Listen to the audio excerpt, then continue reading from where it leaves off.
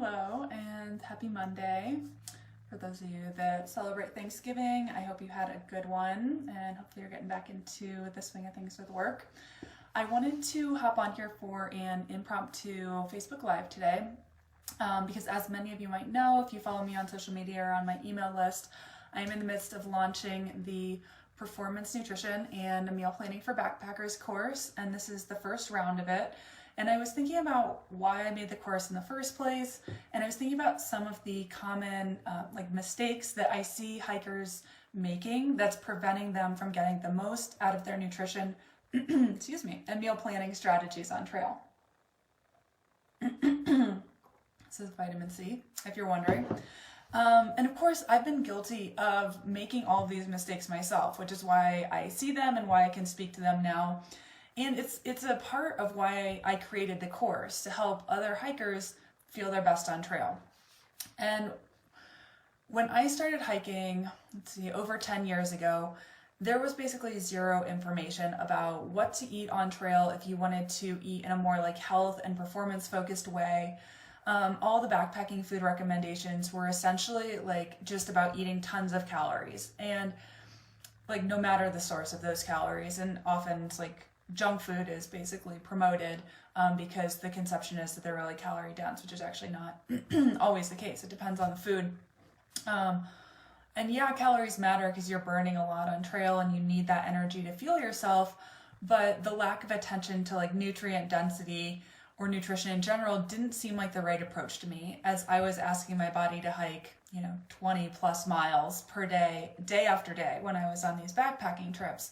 So I have spent the past 10 years plus studying nutrition and putting miles on my feet and experimenting with different ways to eat and how that impacted my body and my pack weight. Had to figure out a resupply planning strategy that supported healthy eating on trail, and figuring out a system for how to do all of that and how to eat in a way that allows me to feel my best and keep my pack weight light. And then when I found out I had an autoimmune condition a few years ago, that added a whole other element and really forced me to double down on healthy eating on trail so that I could keep my symptoms at bay and continue to do backpacking trips, which I love to do. And I just learned even more about healthy nutrition for backpacking and how to actually apply that.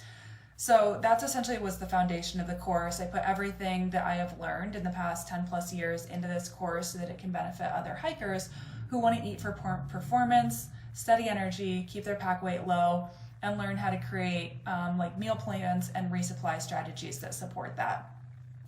And as I've been creating content for the course over the past several months, as well as I've been talking about it this week, I was thinking about the top nutrition mistakes that I see hikers making, and I wanted to touch on some of those here so that I can help you guys to prevent those. So here we go. So the first one is overpacking food, and this is definitely the most common thing that I see, and it's shocking sometimes how I see really experienced hikers doing this. It's very common that people are carrying several pounds too much food on their back because they just guess at their needs essentially and have really no idea how much to eat or any way to calculate those needs. And it's kind of bizarre because people are literally paying hundreds of dollars to shave ounces off of their base weight and then not giving that same attention and care to their food, which is often for ultralight hikers your food bag's probably the heaviest thing in your bag, especially on a multi-night trip. So definitely worth giving it some care and attention and really dialing this part in. A lot of times I'll hear recommendations pack 2 pounds of food per day, or eat in a range of 2,500 to 5,000 calories, which is a really big range. But each body is different and requires a different amount of calories. And then there's also certain factors like elevation, hike intensity, whether you're on trail or off trail, different things like that are also impacting calorie expenditure. So my recommendation to students or clients is to use a calculator adjusted for activity level and taking into consideration other factors that I've mentioned, as well as some others that I go through in the course, and figure out a caloric expenditure estimate from there, and then do some testing and refine it as you go. And this is a process that I guide students through in detail, step by step, with links to calculators and things like that in the course if you're interested in going deeper. So that's the first mistake. The second one is not eating enough protein. So protein is essential for muscle repair, for recovery, for blood sugar balance, for having steady energy, for a healthy immune system, for neurotransmitter production. It's really important for a lot of critical functions in your body, and it's definitely the macronutrient that I see people skipping on the most on trail. Inadequate protein intake leads your body to more easily cannibalize lean muscle mass, which is not good, obviously, if you're using your muscles to hike a lot of miles day after day.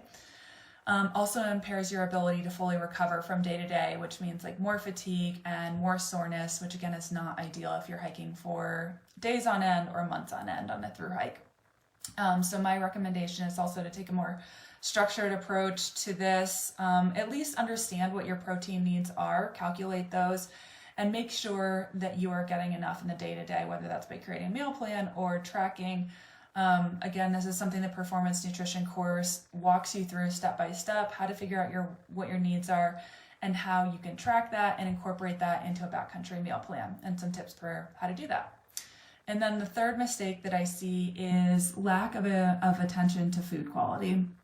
As I alluded to earlier, in my experience, most hiking food recommendations are focused on calorie intake with very little attention to like nutrient density or food quality. And I think this is a major missed opportunity for hikers to help themselves feel great on their trips, because incorporating even a little bit more nutrient dense foods helps your body to keep inflammation lower, helps keep illness at bay, and just helps you perform better overall. And the body's nutrient stores are depleted more quickly during strenuous exercise, such as a backpacking trip. So replacing those nutrients is, in my opinion, essential to performing well. Anti-inflammatory eating and nutrient density is really a foundation to the Performance Nutrition course, and it's like woven into all of the recommendations there, as well as like the food library that's provided. Essentially all of the lessons are based around that.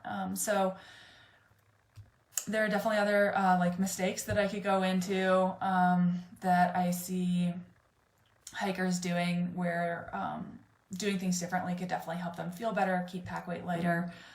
Things like not paying attention to the macronutrient profile of their foods or to their recovery nutrition. But I wanted to keep this video short and sweet today. So I will leave it there. And if you are interested in the Performance Nutrition and Meal Planning for Backpackers course, I will drop a link for it below this video. And if you have any questions, don't hesitate to reach out, and I will see you next time.